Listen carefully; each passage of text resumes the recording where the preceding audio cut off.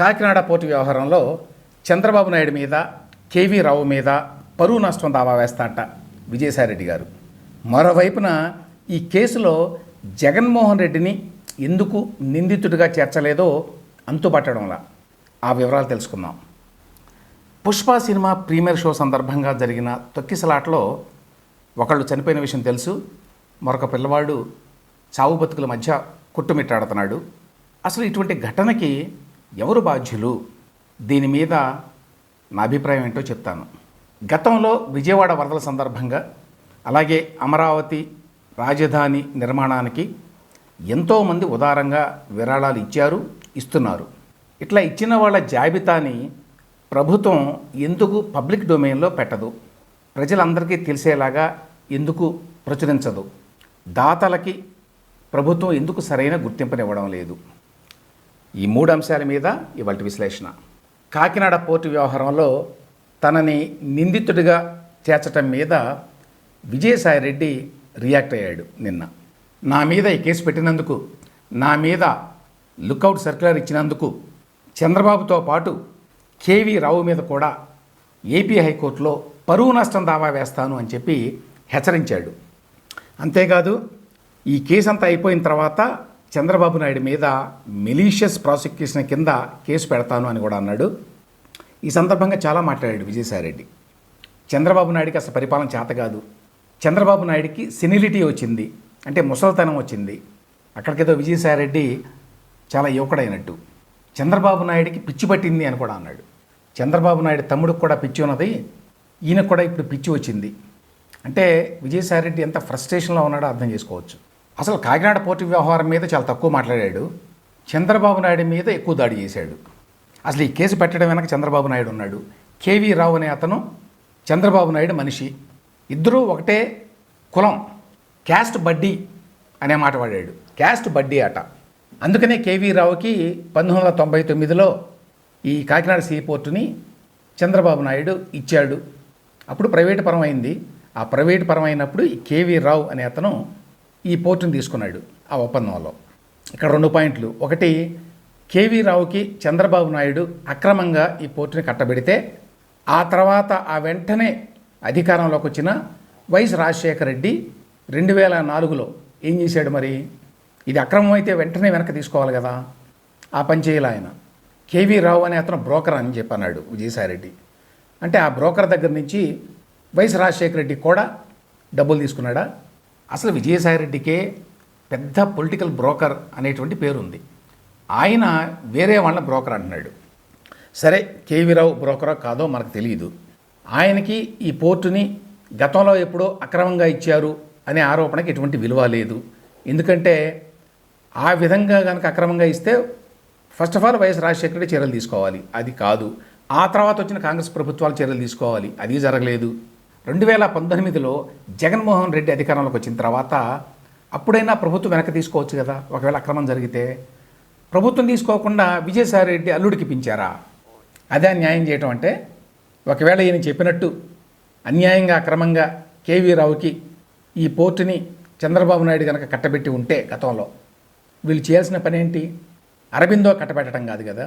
తర్వాత కేవీ రావు కులం చంద్రబాబు నాయుడు కులం ఒకటే, అందువల్ల వాళ్ళిద్దరూ క్యాస్ట్ బడ్డీస్ అన్నాడు.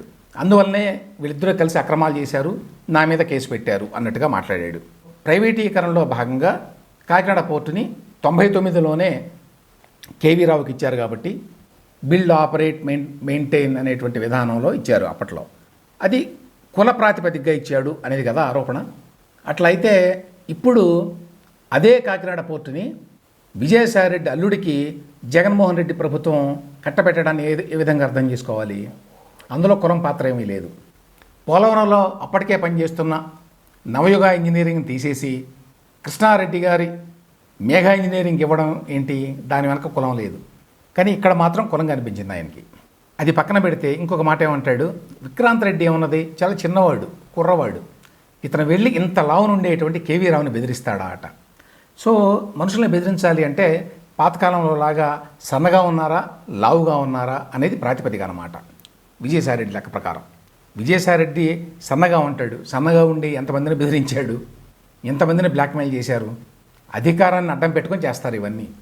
మనుషుల లావు సన్నం అనే వాటిని బట్టి కాదు.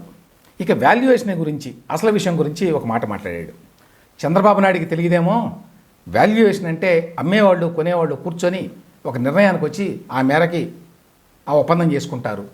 అలా వాల్యుయేషన్ చేయడానికి కూడా రకరకాల ప్రాతిపదికలు ఉంటాయి. అప్పుడు అరబిందో వాళ్ళు వాళ్ళ ప్రాతిపదిక ప్రకారం వాళ్ళు వాల్యుయేషన్ వేసుకొని 2,000 కోట్ల రూపాయల సెజ్ భూముల్ని 12 కోట్లు కొన్నారు. అందులో తప్పే ఉంది అని చెప్తున్నాడు.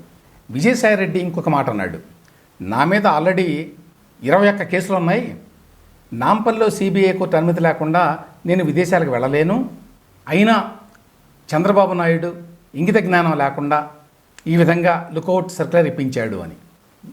ఇక్కడ పాయింట్ ఏమిటంటే విజయసాయి రెడ్డి మీద 21 కేసులు ఉన్నాయి కాబట్టి 22వ కేసు పెట్టకూడదు అని అర్థం కాదు.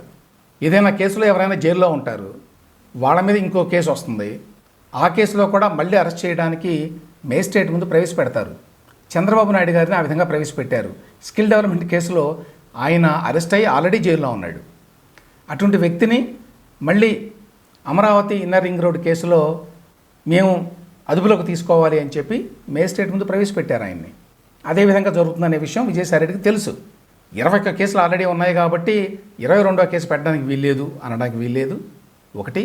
రెండవది, ఆ కేసుల్లో నేను విదేశాలకు వెళ్ళడానికి వీల్లేదు వాళ్ళకి చెప్పకుండా అని అన్నంత మాత్రాన ఈ కేసులో మీరు విదేశాలకు వెళ్లకుండా నిరోధించడానికి లుకౌట్ సర్క్యులర్ ఇవ్వకూడదు అని చెప్పటం కూడా తెలివి తక్కువతాను.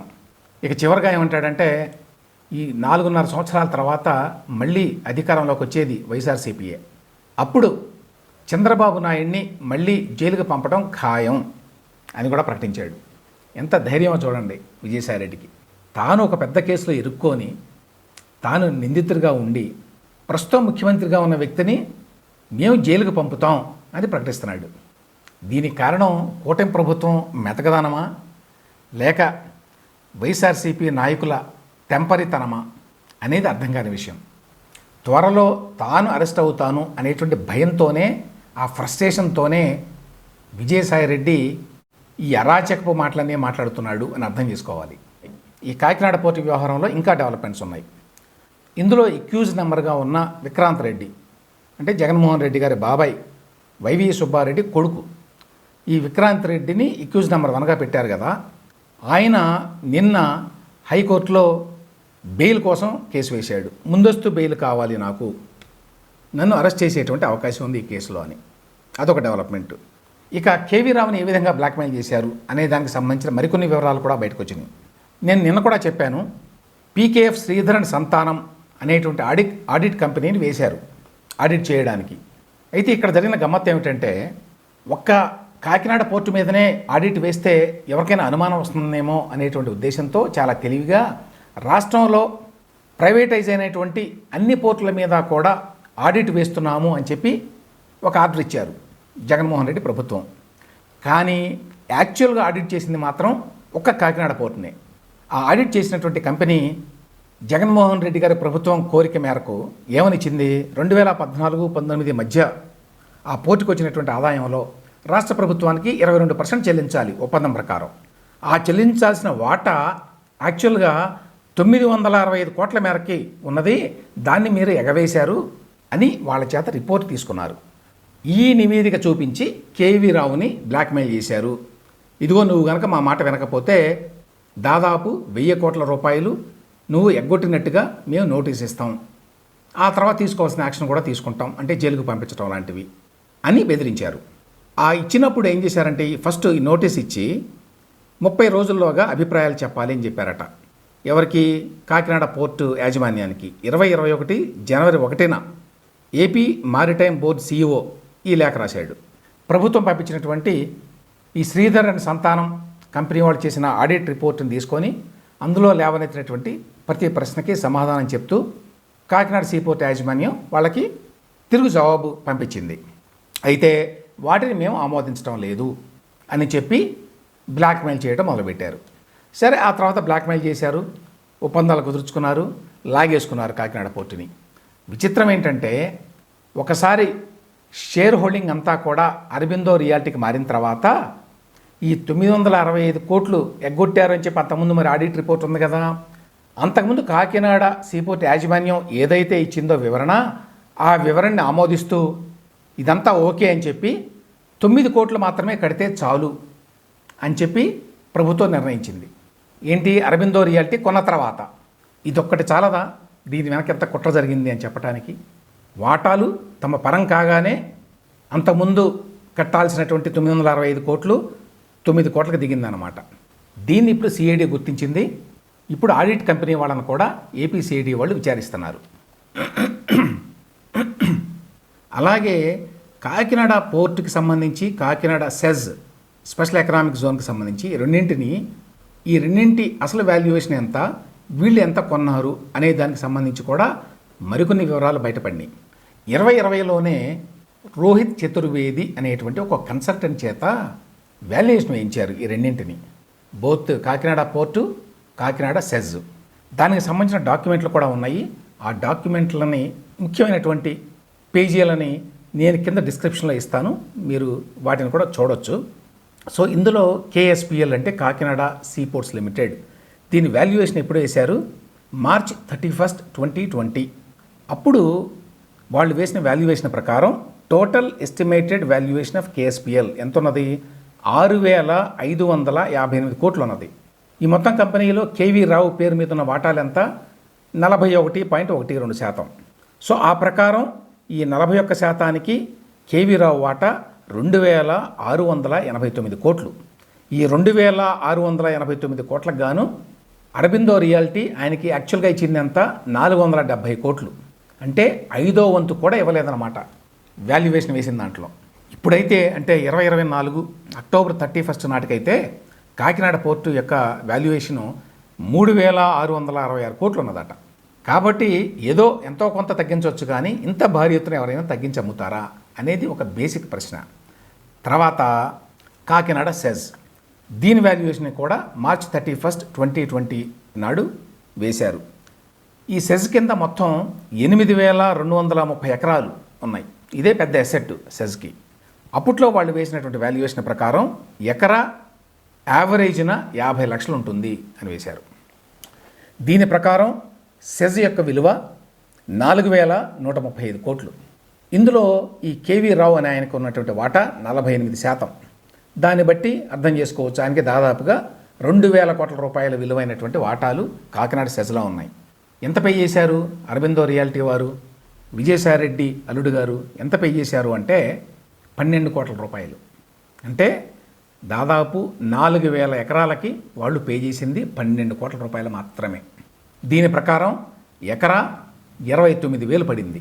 సో 2,000 కోట్ల రూపాయల విలువైనటువంటి 4,000 ఎకరాలని, అది సెజ్లో ఉన్నటువంటి భూమిని ఎవరైనా 12 కోట్ల రూపాయలకి ఇస్తారా?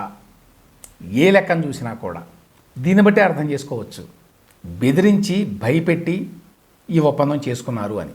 ఈ కేసులో ఇక చివరి పాయింట్, ఏపీసీఐడి వారు ఎఫ్ఐఆర్ చేసినప్పుడు నిందితులుగా ఎవరెవరిని పెట్టారు? A1 why Vikrant Reddy, A2 we Vijayasai Reddy, A3 P Sarachandra Reddy, A4 PKF Sridhar సంతానం LLP, A5 Aurobindo reality and infrastructure private limited ఇతరులు అని పెట్టారు. ఇది చూడగానే అందరికీ అనుమానం వచ్చే విషయం ఏంటంటే దీని అంతటికీ కీలకం ఎవరు? సూత్రధారి ఎవరు?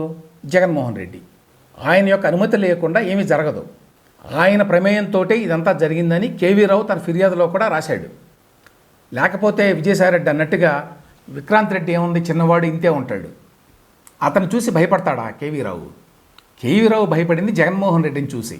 అయితే జగన్మోహన్ రెడ్డి తెలివిగా తన పేరు మీద కాకుండా అరబిందో రియాల్టీ పేరు మీద ఈ మొత్తం ఆస్తుల్ని, ఈ పోర్టుని, సెజ్ని బదిలీ చేయించాడు. అంత మాత్రం చేతనే జగన్మోహన్ రెడ్డి పాత్ర లేదు అని చెప్పి ఒక నిర్ణయానికి వచ్చారా ఏపీసీఐడి వారు? ఎందుకు పెట్టలేదు ఆయన్ని? ఆనం వెంకటరమణారెడ్డి గారు తెలుగుదేశం పార్టీ స్పోక్స్ పర్సన్, ఆయన నిన్న ఒక ప్రెస్ మీట్ పెట్టి కరెక్ట్గా ఈ ప్రశ్న వేశాడు. ఈ కేసులో మాజీ సీఎం జగన్మోహన్ రెడ్డే ప్రధాన పాత్రధారి, ఆయన A1గా ఉండాలి, ఈ వ్యవహారానికి కర్త కర్మ క్రియ జగన్ రెడ్డే, కాబట్టి ఎఫ్ఐఆర్లో ఆయన పేరును కూడా చేర్చాలి అని డిమాండ్ చేశాడు. అది 100% కరెక్ట్. మరి ఏ కారణం చేత కూటమి ప్రభుత్వం ఈ రకంగా చేసింది, ఏ కారణం చేత ఏపీసీఐడి వాళ్ళు జగన్మోహన్ రెడ్డి పేరును పెట్టడానికి భయపడ్డారు అనే విషయం తెలియదు.